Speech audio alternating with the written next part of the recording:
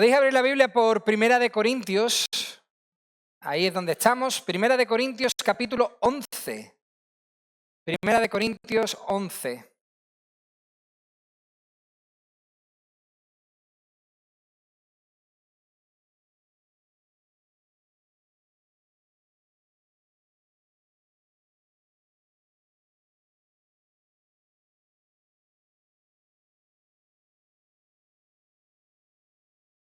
Adorar al Señor junto con otros hermanos es formidable. Escuchar voces potentes anima, fortalece nuestro espíritu.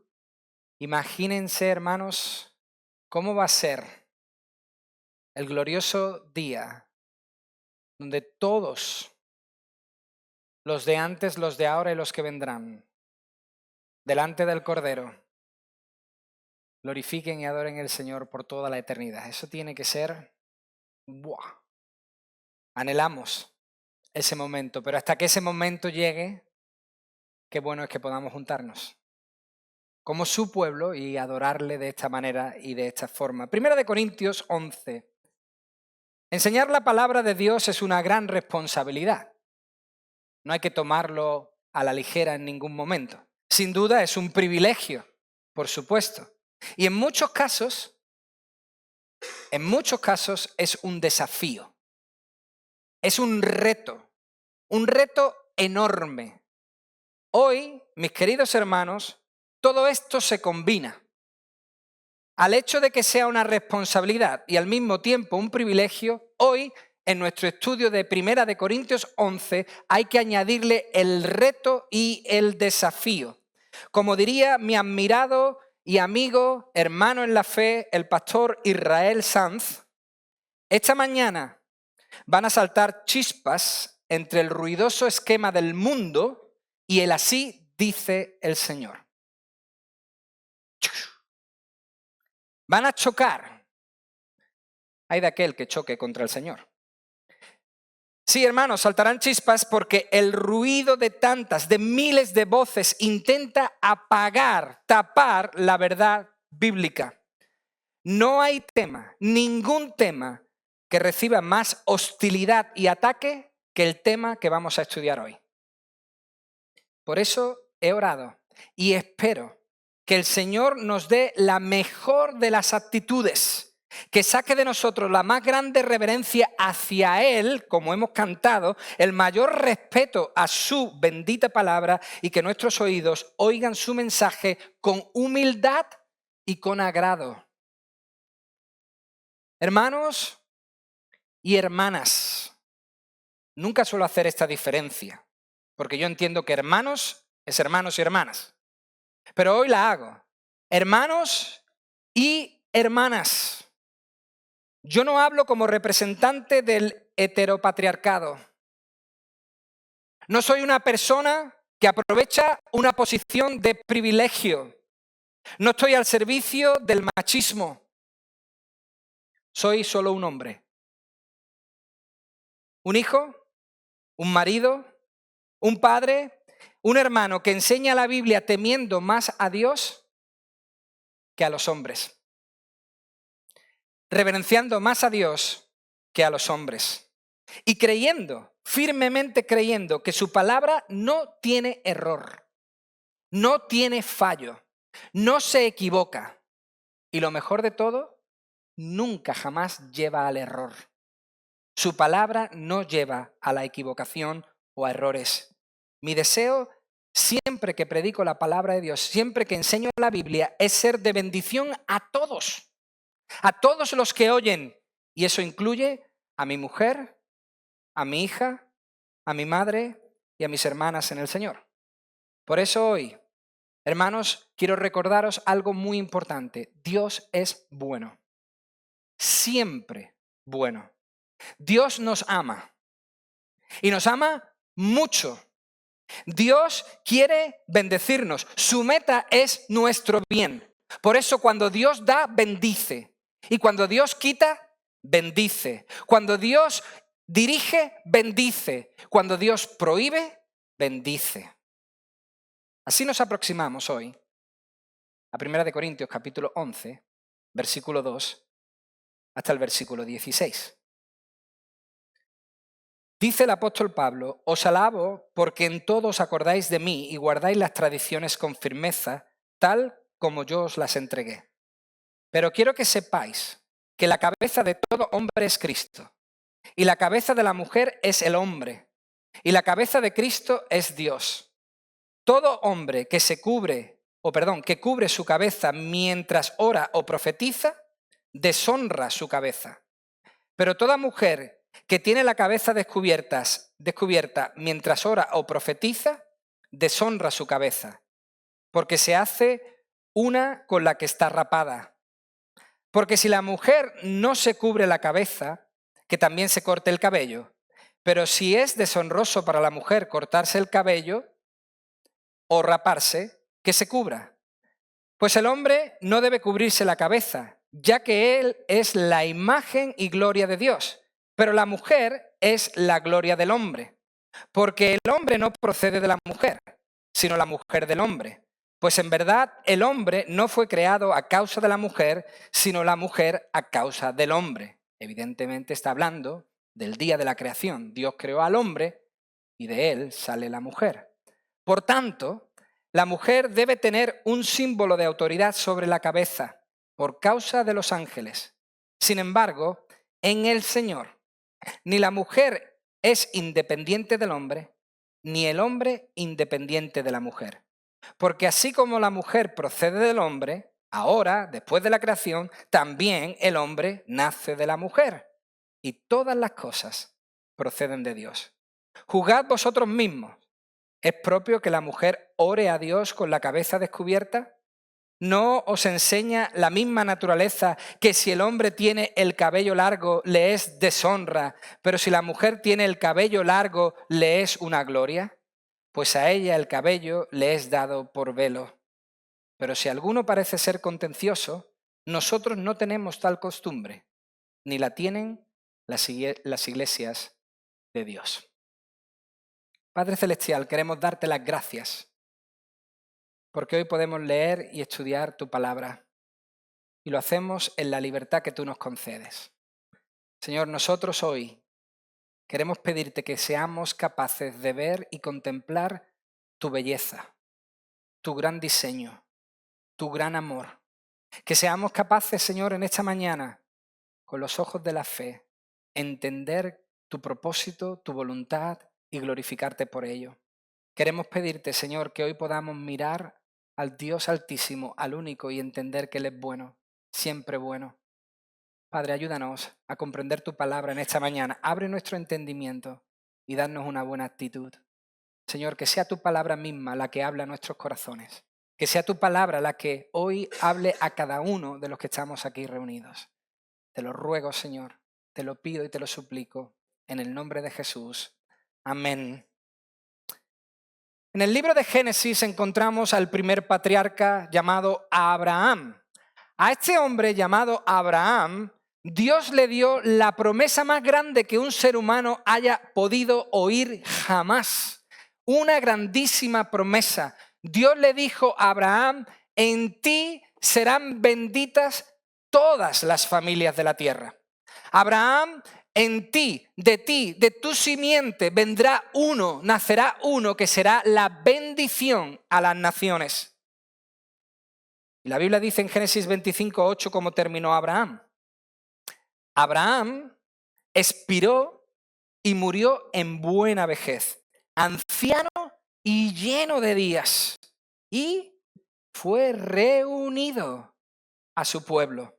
Lo mismo se hizo con su hijo Isaac. Cuando murió, Isaac fue reunido con su pueblo. Génesis 49 nos habla ahora del tercer patriarca, Abraham, Isaac, y luego llegaría el hijo de Isaac, Jacob. Dice Génesis 49:33 que cuando Jacob terminó de encargar estas cosas a sus hijos, cuando Jacob acabó de decirle a sus 12 hijos lo que le quiso decir, las bendiciones y las correcciones, dice la Biblia que recogió sus pies en la cama y murió. Expiró y fue reunido a su pueblo. Ese pueblo que quedó, permaneció en Egipto 400, un poco más de 400 años esclavo.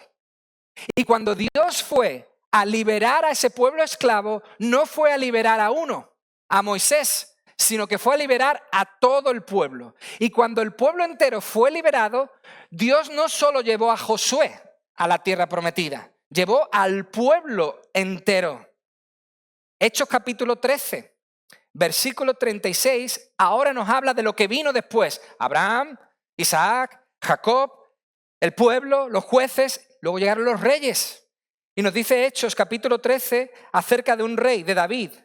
13:36, David, después de haber servido el propósito de Dios en su propia generación, durmió, murió y fue sepultado con sus padres, con su pueblo. El archiconocido Salmo 133, versículo 1 y versículo 3 dicen lo siguiente: mirad cuán bueno y cuán agradable es que los hermanos habiten juntos en armonía, en orden. ¿Por qué? Porque allí mandó el Señor la bendición, la vida para siempre. En la armonía, en la unidad de su pueblo. La confirmación de la promesa a Abraham fue Jesucristo. Y sabemos que nuestro Señor Jesucristo vino a salvar a la humanidad, no a un individuo, sino a la humanidad, a su pueblo. Ese siempre ha sido el mensaje de Dios. Dios siempre quiso salvar al mundo, no a un solo ser humano. Ese fue su plan desde el principio. Nos dice el libro de Éxodo, capítulo 6, versículo 7. Este es el Señor hablando. Y os tomaré por pueblo mío y yo seré vuestro Dios. Algo que el Señor repite hasta la saciedad. En Levítico varias veces, en Jeremías varias veces, Ezequiel, Oseas, Zacarías, vosotros seréis mi pueblo y yo seré vuestro Dios. Dios, hermanos, está en el proceso de salvar a familias. Cuando Pedro llegó a la casa de Cornelio, la Biblia dice que creyó Cornelio y toda su casa. Cuando Pablo llegó a la casa del carcelero de Filipo, creyó el carcelero y toda su casa. Dios está en el proceso de salvar familias, etnias, naciones. En definitiva, Dios quiere redimir, rescatar, perdonar, salvar a la raza humana. A muchos, no a pocos. Jesús mismo lo dijo y lo confirmó. Mateo capítulo 20, versículo 28. El Hijo del Hombre no vino para ser servido, sino para servir y para dar su vida en rescate por muchos, por su pueblo. Pero para que un pueblo exista, y en este caso nos referimos al pueblo de Dios, a la iglesia, para que el pueblo de Dios, para que la iglesia exista, progrese, persevere y vaya hacia adelante, debe haber una estructura. Sin ella, sin ese orden, sin esa estructura donde tenemos diferentes roles, diferentes funciones, este pueblo no existiría, no avanzaría, no progresaría. Mis queridos hermanos, lo que quiero decir es que todo, absolutamente todo lo creado posee orden, todo. Un orden que posee diferencias que se complementan perfectamente. Ese orden creado contiene diferencias que se complementan perfectamente. Hermanos, el conjunto de todo lo creado, al conjunto de todo lo que se ha creado se le llama cosmos. ¿Alguien sabe lo que significa la palabra cosmos? Orden. Cosmos significa orden. Incluso en el propio creador vemos ese orden, esa estructura. Hermanos, el Dios que conocemos tiene esa estructura donde el Hijo se somete a la autoridad del Padre y el Espíritu Santo se somete a la autoridad del Padre y a la autoridad del Hijo. En nuestro propio Dios, en ese Dios trino, existe ese orden, esa estructura perfecta. Hermanos, todo el universo, absolutamente todo lo creado, emana, radia, muestra esta realidad. Desde lo más grande, dicen que hay millones de galaxias. Está todo ahí arriba ordenado, se mueve perfectamente, gira perfectamente, no hay ninguna alteración, no hay ningún desorden. Desde lo más grande creado muestra orden hasta lo más pequeño, un átomo. Yo no soy científico, de hecho no soy de ciencias, soy de letras, pero hasta aquí llego. Un átomo está compuesto por un núcleo y en el núcleo hay protones y neutrones y alrededor de ese núcleo van dando vueltas los electrones. La ciencia dice que esta es la fuerza más grande que existe. Pero si estos no cumplieran su parte, si no fueran lo que son, si estos se rebelaran al orden que han sido creados y formados, si los electrones dijesen yo estoy cansado de dar vueltas, voy a ser núcleo, y el núcleo dijese pues sé núcleo si quiere. Si tú quieres ser núcleo, pues sé núcleo. A mí no me importa. Si me gusta algún día darme una vuelta, pues seré electrón. Si eso ocurriese, si eso pasase, no habría átomos. Y no serían la fuerza más grande que existe. Hermanos, los más eminentes científicos, ateos, agnósticos o creyentes, usan estas palabras para describir el universo. Estas 4 palabras están constantemente en su boca cuando describen el cosmos. Orden, ley, armonía y belleza. El problema es que nos hemos vuelto muy individualistas, independentistas. Tanto que nos quejamos de los independentistas, pues todos nosotros tenemos sobre nuestra puerta aquel famoso felpudo que puso de moda una empresa que vende muebles que tienes que montar tú, que decía, bienvenido a la República Independiente de mi casa. Nos hemos vuelto independientes, individualistas. Hasta lo hemos puesto dentro de nuestro hogar como iglesia. Lo hemos metido, lo hemos introducido en nuestra fe, lo hemos introducido en nuestro vocabulario y decimos cosas como Jesús vino por mí. Jesús vino a salvarme a mí. Jesús me rescató a mí. Y yo entiendo, hermanos, lo que queremos decir. Por supuesto, nadie se equivoca al decir eso. Pero no vino solo a salvarme a mí. Vino a salvar a las ovejas que oyen su voz. Lamentablemente, en los últimos 50 años empezó una era muy complicada, la era unisex, lo que ha traído confusión de género y confusión de roles, familias destruidas y sociedades fracasadas, individualismo e igualitarismo, lo que ha dañado a nuestra sociedad. Por eso Pablo, con textos como ese, intenta traer paz, intenta traer luz, intenta traer el bienestar que Dios ha querido darle a la humanidad. ¿Cómo? Manteniendo el orden que progresa, el orden que satisface, el orden que llena, el orden que cumple su propósito dándole a Dios toda la gloria. Las hermanas corintias estaban dudando de si la mujer debía seguir el orden sometiéndose al liderazgo de sus maridos. Porque ellas, como ya hemos visto, argumentaban de que eran libres. Esto fue un grave problema para la iglesia. No solamente está ocurriendo hoy, ya ocurría antes. Estas mujeres decían que habían creído, no solo eso, que eran súper espirituales. ¿Qué digo? Si hablaban lenguas angelicales, incluso se atrevieron, y lo veremos, a decir que eran como los ángeles. Ellas concluyeron, ya lo vimos anteriormente, que no había necesidad de casarse, que eso de unirse a un hombre no podía ser una buena idea y que si estabas casada, ¿os acordáis? Mejor no tener relaciones porque no se necesita a ningún hombre. ¿Cómo que ellas iban a estar debajo de su liderazgo, de su autoridad?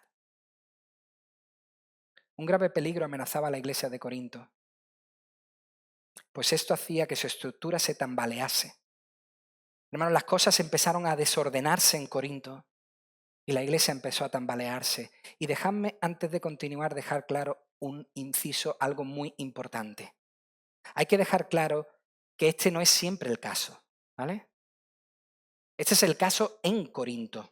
O sea, lo que quiero decir es que no siempre el problema es de las mujeres. Que cuando se tambalea una iglesia es por las mujeres. No.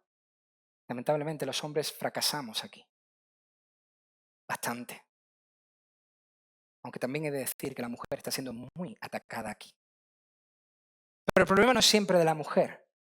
Lo que quiero decir es que este es el caso Corinto y por eso Pablo se dirige a eso, porque fue eso lo que estaba ocurriendo dentro de la iglesia, que las mujeres estaban tomando esa iniciativa.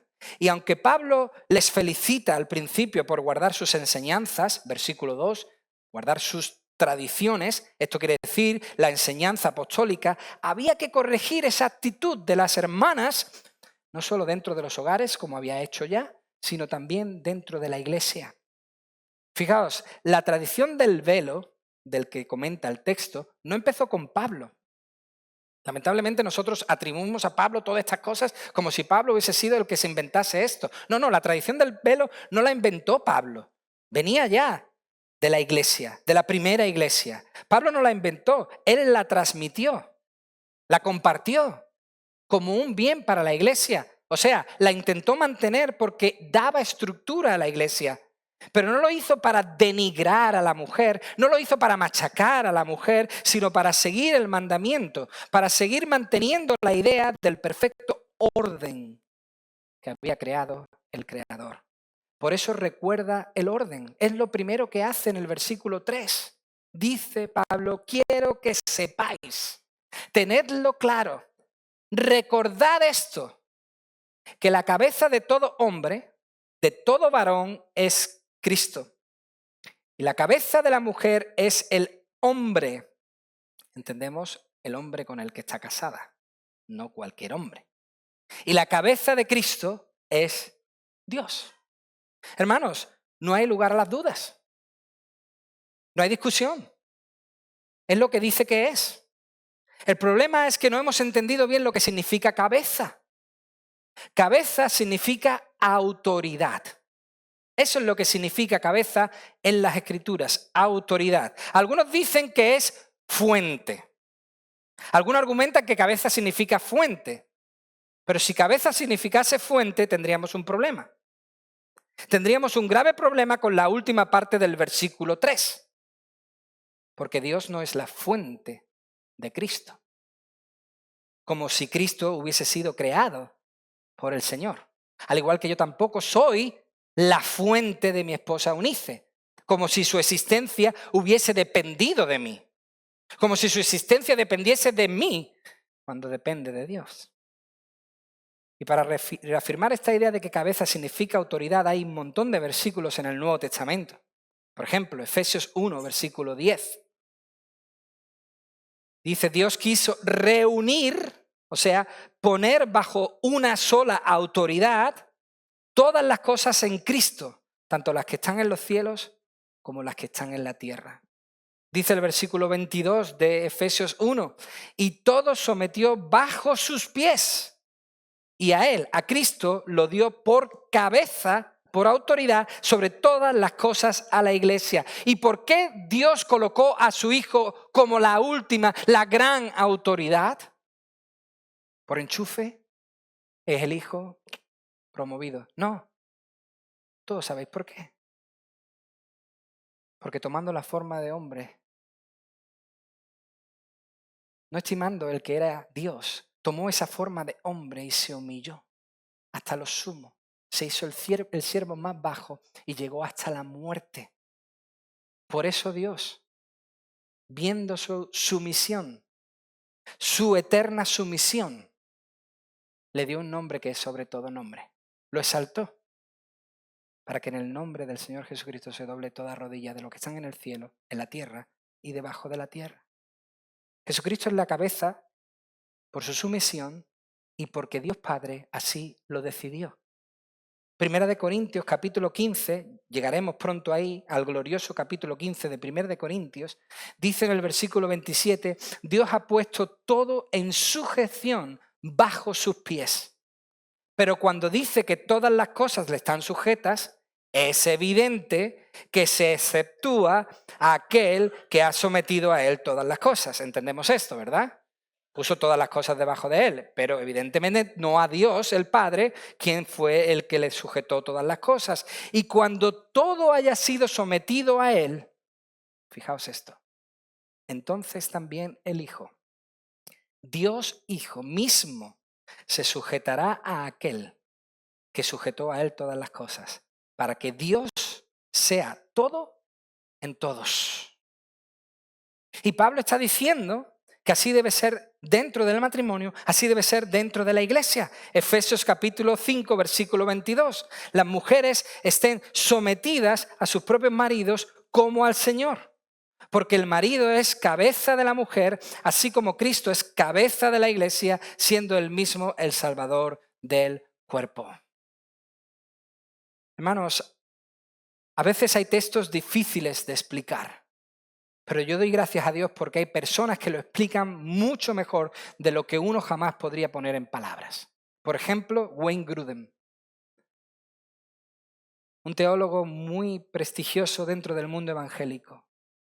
Él lo explica perfectamente y dice, si en la Trinidad, esto es, en Dios Padre, Dios Hijo y Dios Espíritu Santo, si en la Trinidad el Hijo siempre está sujeto a la autoridad del Padre, pero también es igual al Padre en deidad y honor, entonces la existencia de autoridad y sumisión dentro de las relaciones humanas es compatible con que ambas personas sean iguales en importancia y honor. Clarísimo. Si el Hijo, siendo Dios, está sujeto a la autoridad del Padre y no deja de ser igual al Padre en divinidad, en deidad, en importancia y en honor, en las relaciones humanas, aunque haya autoridad y sumisión, no deja de haber una igualdad de importancia. Por ejemplo, dice Grudem, existe la sumisión de los ciudadanos a las autoridades. Ellos tienen la autoridad, nosotros somos ciudadanos, pero ambos humanos con misma importancia. De los empleados a los jefes, empleadores, dice él. De los hijos a los padres. De los miembros de la iglesia a los líderes, a los ancianos. Y de las esposas a sus maridos. En estas relaciones, dice Grudem, la persona que se somete a una autoridad legítima, esto es muy importante, una autoridad legítima, correcta, adecuada, no abusiva. La persona que se somete a una autoridad legítima no debe pensar que la sumisión implica menor importancia. Ni la persona en autoridad debe pensar que esta autoridad implica mayor importancia. ¿Y por qué debemos pensarlo así? Por el ejemplo que nos da Jesucristo.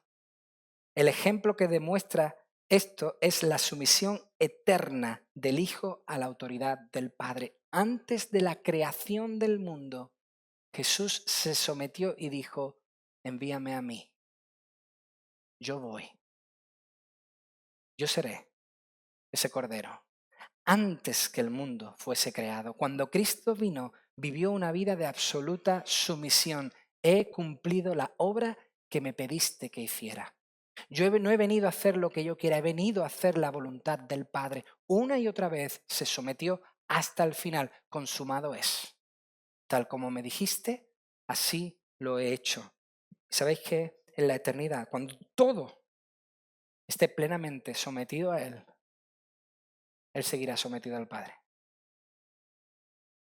Pues si el Hijo, siendo Dios, se sometió y se somete al Padre, ¿es malo que una mujer lo haga a su marido? ¿A un liderazgo legítimo? Hermanos, existe una autoridad creada que necesita ser respetada, porque si no, no hay orden, porque si no, no hay bienestar, porque si no, no hay progreso, porque si no, no hay esa paz que se necesita. Y además, esto es muy importante, si ese orden se respeta, hay disfrute, no sufrimiento. Eso es lo que nos quieren hacer creer, que eso es sufrimiento. Pero hay disfrute, hay gozo. ¿Por qué? Porque Dios, que es bueno, siempre bueno, que hizo todo perfecto, lo diseñó de este modo por nuestro bien. Dios no se equivocó. Dios no erró. Dios no dijo, uy, eso me ha salido mal. No. Si Él lo hizo así, si Él lo ordenó así, si Él lo mandó así, es porque no hay mejor camino. Es perfecto. Hermanos, este es el perfecto estado de la humanidad. Es la ausencia, ahí lo estamos viendo, es la ausencia de este respeto. Es la ausencia de este orden, de esta estructura, lo que trae desastre, lo que trae fracaso. La estructura que Dios creó debe ser respetada, especialmente en la adoración. A eso está enfocándose Pablo, al tiempo en la iglesia, en el culto. Cuando nos juntamos, lo primero que debemos hacer todos es honrar al Creador por su perfecto orden, por su creación, por su estructura, por su perfecto diseño. Y dejadme deciros que en esa cultura a la que Pablo escribe, era muy vergonzoso. Era una deshonra para la mujer no cubrir su cabeza. Isaías capítulo 47, versículos 1 al 3 nos dicen que las mujeres que estaban siendo atrapadas como esclavas le rapaban la cabeza y eso era deshonroso. Esa era la muestra de su deshonra. Por eso en ese tiempo cubrirse la cabeza para la mujer era una honra. Según el comentario crítico y explicativo de toda la Biblia, quitarse el velo era un símbolo de la más baja degradación femenina. O sea, ir sin velo en ese entonces era como ir desarreglada a la iglesia, casi desnuda. Si os acordáis de Rebeca, la que finalmente fue esposa de Isaac, cuando venía con el amo de Abraham y Rebeca ve que un hombre se acerca, le dice, oye, ¿quién es ese que se acerca? Y el amo de Abraham le dice, ese es Isaac. Y dice Génesis capítulo 24, versículo 65, que Rebeca tomó el velo y se cubrió. Y muchos dicen, lo hizo por decoro. No, se arregló. Se puso bella. Porque en ese entonces así se veía, como muestra el libro de Cantar de los Cantares, capítulo 4, versículos 1 y versículo 4. Para ellas no era algo que las denigraba, sino un honor, un tremendo honor. ¿Por qué? Porque veían su rol como mujer como un honor. Su velo era un honor porque mostraban que eran mujeres. Mostraban que eran un símbolo valioso, mostraban que ellas eran algo bien creado por Dios. Nadie miraba mal a estas mujeres, nadie criticaba a estas mujeres por ello, todo lo contrario, las respetaban aún más. Y decimos, eso es arcaico, aquí no utilizamos ya ese velo, cierto. Pero no nos engañemos, hermanos. Lo habéis visto todos vosotros. Nuestra reina, la reina Leticia, entre otras muchas mujeres. Pero la reina Leticia junto a su esposo, el rey Felipe VI, delante del Papa, se cubrió con un velo. Porque estaba ella y todas esas mujeres mostrando respeto a la persona que tenían delante. Y aquí no vamos a entrar si ese hombre merece ese respeto, si merece esa reverencia. Este no es el caso. El caso es que esta mujer entendía las circunstancias y entró con un velo, al igual que otras.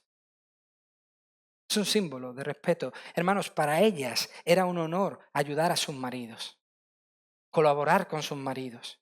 Era un honor criar a sus hijos, enseñarles los caminos del Señor, como hizo la madre de Timoteo con él. Era un honor estar en casa, colaborar en casa, trabajar en casa. Hermanos, para las mujeres tradicionales esto no era y no es un problema. Era y es un privilegio, pero nos han hecho creer todo lo contrario, que es una condenación, un engaño de la sociedad, un castigo. Pero fijaos qué interesante. Al exponer todo esto, el apóstol Pablo está pensando, si os acordáis, en el pueblo en el desierto y en Moisés. Y fijaos qué dice Éxodo capítulo 34, versículo 34 y 35 acerca de Moisés. Dice Éxodo 34, 34, siempre que Moisés entraba a la presencia del Señor para hablar con él, se quitaba el velo hasta que salía. Y dice el 35, volvía a ponerse el velo sobre su rostro hasta que entraba a hablar con Dios. Hermanos, todos en ese tiempo iban cubiertos. Todos en ese tiempo iban cubiertos, pero tenía que haber diferencias.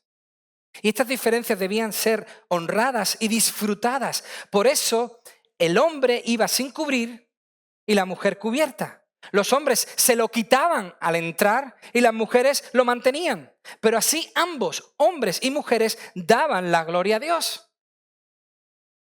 No era una manera de elevar a uno, oh, mira, aquí voy, con mi cabeza bien alta, y denigrar a otra. Uy, la mujer entraba como con pena. No, no, no.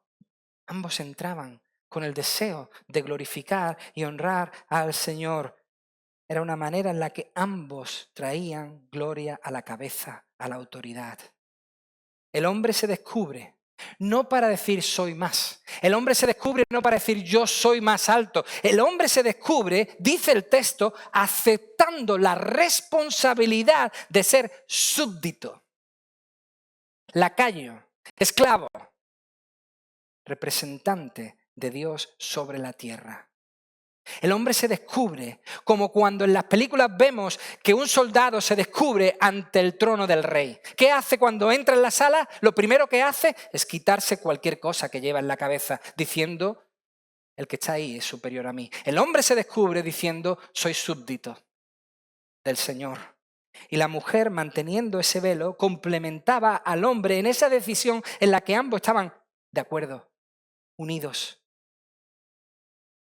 La mujer estaba de acuerdo en extender la gloria de Dios. Esa era su preocupación, la gloria de Dios, colaborando con su marido, ayudándole en esa tarea, como un rey y una reina. El hombre trae gloria a Dios, dice el texto. La mujer trae gloria a su marido, respeta a su marido y finalmente ambos traen gloria a Dios. Pero si la mujer no continúa con esa cadena, si la mujer no respeta ese liderazgo del marido, el marido no podrá llevar la gloria a Dios. Evidentemente hay maridos que tienen mujeres que le respetan y no llevan la gloria a Dios. Pero en este caso, Pablo está animando a las hermanas a poder colaborar con sus maridos a traer gloria a Dios. Un ejemplo muy sencillo. El Señor dijo en Génesis capítulo 1, multiplicaos, llenad la tierra. ¿Cómo haría eso el hombre solo? En definitiva, ¿cómo honraría? ¿Cómo el hombre obedecería y honraría ese mandamiento de Dios sin la ayuda inestimable de su esposa? ¿Cómo el hombre podía traerle al Señor toda la gloria cumpliendo con lo que le había ordenado? Ambos eran necesarios, pues ambos son imagen de Dios. Ambos están llamados a llevar a Dios la gloria dentro de esta estructura. Hermanos, así debían mostrar respeto por Dios las mujeres en Corinto, en la iglesia, respetando el liderazgo dentro de la iglesia. ¿Y hoy que no llevamos velo? ¿Cómo se hace? ¿Cómo muestra una hermana casada su respeto a su marido? ¿Cómo la hermana casada demuestra esa sujeción al liderazgo dentro de la iglesia? ¿Cómo lo hace? ¿Cómo respeta a su marido esa hermana hoy? El texto es claro, cada uno debe cumplir su función.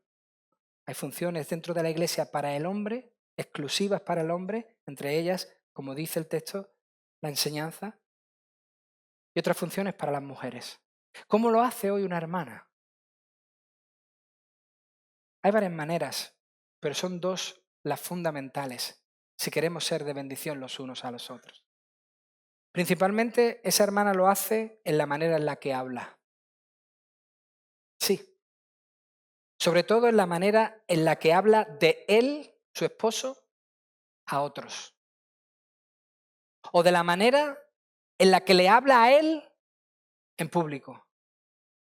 O la manera en la que habla ella a otros hombres. Esa es una forma en la que la mujer puede honrar a su esposo.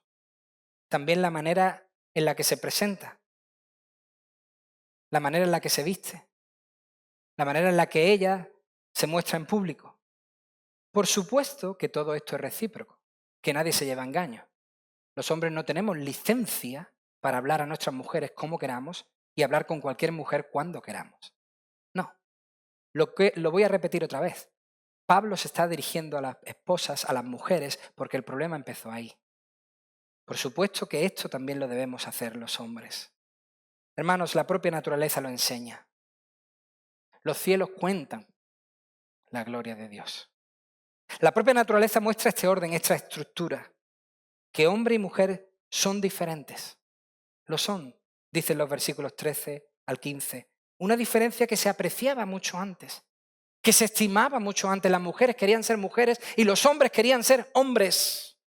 Y al honrarse eso, la vida era mejor. ¿Por qué? Porque complementarse es mucho mejor que igualarse. Cuando hemos buscado igualarnos, hemos fracasado.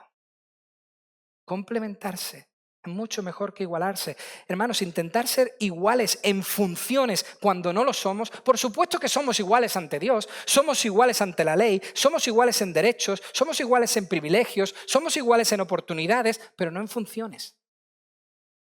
Y cuando intentamos ser iguales en funciones, hemos encontrado una trampa. ¿Sabéis qué? Todo esto está llevando a la tristeza, a la depresión de muchas mujeres. Estamos destrozando la raza humana. Con ideas contrarias al diseño original nos la estamos cargando. Por eso Pablo concluye en el versículo 16 diciendo, a estos contenciosos, a esos que son amantes de la victoria, eso es lo que significa contenciosos, amantes de la victoria, a los que querían tener razón y seguir actuando así, argumentando que eran libres, Pablo les dice, hey, ninguno de nosotros seguimos eso que hacéis en Corinto. Ninguna iglesia rompe ese orden. Todas siguen el orden marcado. Que las funciones no son las mismas, pero son complementarias. Son complementarias, encajan como un guante, ruedan y así funciona el cuerpo mejor. Hermanos, estas ideas que entraron en Corinto, al igual que están entrando hoy por nuestras pantallas,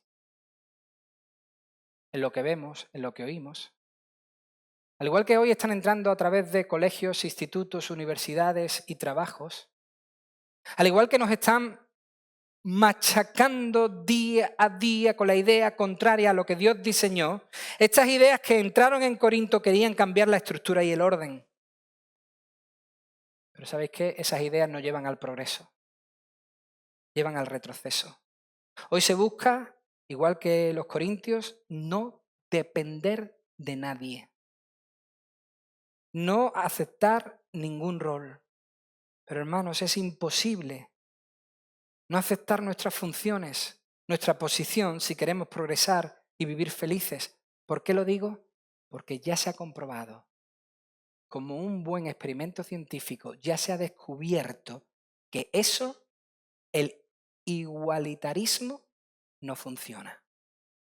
Es un fracaso. No somos individuos independientes, como dice el versículo 11. Dependemos los unos de los otros. No somos independientes, como nos quieren hacer creer. Es una falsedad, es una mentira. Fijaos, atribuyen al presidente Abraham Lincoln la siguiente frase. Aunque hay alguna duda, que parece que no es Lincoln quien dijo esto, pero la frase es muy interesante. Puedes engañar a muchas personas mucho tiempo, pero no puedes engañar a todas las personas todo el tiempo. Esto que se nos está diciendo y que se nos está machacando no va a durar mucho. No va a durar mucho por la sencilla razón de que ya estamos pagando graves consecuencias. No va a durar mucho porque ya estamos sufriendo gravísimas consecuencias. Y esto que voy a decir no lo digo yo. Lo dicen los médicos, los psicólogos, lo dice la sociedad, no lo digo yo. El desorden ha traído fracaso. El querer igualarnos nos ha destrozado. ¿Y qué ha provocado? Dicen los médicos, la fractura familiar. La fractura familiar ya tiene consecuencias gravísimas en el bienestar de todos sus miembros. En los hijos, preguntarle a cualquier profesor de instituto. Aquí hay varios. Preguntadle. En los hijos existe aumento de ansiedad, depresión, baja autoestima, problemas de sueño, alteraciones en el comportamiento y dificultad para regular las emociones. También tienen dificultad para concentrarse, un bajo rendimiento escolar, problemas de aceptación en el entorno, aislamiento social e incapacidad de mantener relaciones saludables. En los padres, la cosa no es mejor. Por muy adultos que nos creamos, que controlamos, que nuestros hijos son los únicos afectados, nosotros no. Falso.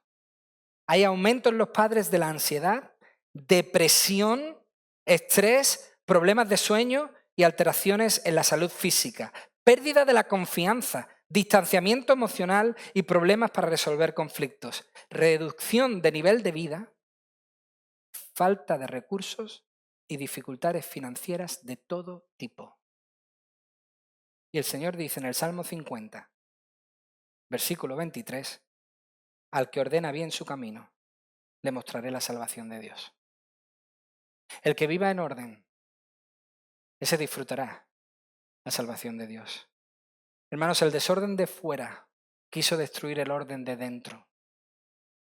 Las iglesias que permiten que el desorden de fuera tome control, al final acaban como células. Cualquiera que diga, nuestra iglesia ahora ya no es una iglesia, sino son células, tiendo a pensar que son células muertas. No, es que hemos preferido no seguir el orden así, podemos abrirnos un poco más y... Esas iglesias no tienen mucho futuro, lamentablemente. La iglesia tiene un orden, una estructura, unas funciones para hombres y para mujeres. La iglesia que permanece fiel a la verdad, a la palabra que no tiene error, esa iglesia prosperará. Hermanos, que el Señor nos dé una buena actitud para recibir hoy su palabra, para comprender que Dios vino a salvarnos a todos los que se arrepienten y entregan su vida a Jesucristo, sea hombre o sea mujer. Y Dios nos dio un lugar para poder servirle. Dios quiera que tú puedas encontrar el tuyo y honrar así a nuestro Señor. Padre, muchísimas gracias por tu palabra en esta mañana. Muchísimas gracias, Señor, por tu palabra que no contiene error. Muchísimas gracias por el orden que tú has establecido entre nosotros. Muchísimas gracias, Señor, por todo lo que tú nos das, bendiciendo nuestros hogares, nuestros matrimonios y nuestras familias, Señor. Nosotros queremos honrar tu diseño. Primeramente queremos honrarte a ti. Queremos, Señor, seguir tu mandamiento, tu orden, y así cumplir, así obedecer y darte a ti lo que mereces. Ayúdanos, Señor, a ser humildes, a comprender lo que tu palabra nos dice, lo que tu palabra nos muestra, Señor. Padre, bendice a esta iglesia y a todas las iglesias. Ayúdanos a mantenernos en la senda firme, en el orden. El que ordene su vida, tú le vas a mostrar la salvación, Señor. Ayúdanos a vivir ordenadamente, siguiendo tus pisadas, el camino marcado por tu palabra. Oh Padre, gracias por mis hermanos y hermanas aquí. Ayúdales, Señor, a poder hoy asimilar tu palabra. Te lo ruego y te lo pido en el nombre de Jesús. Amén. Amén.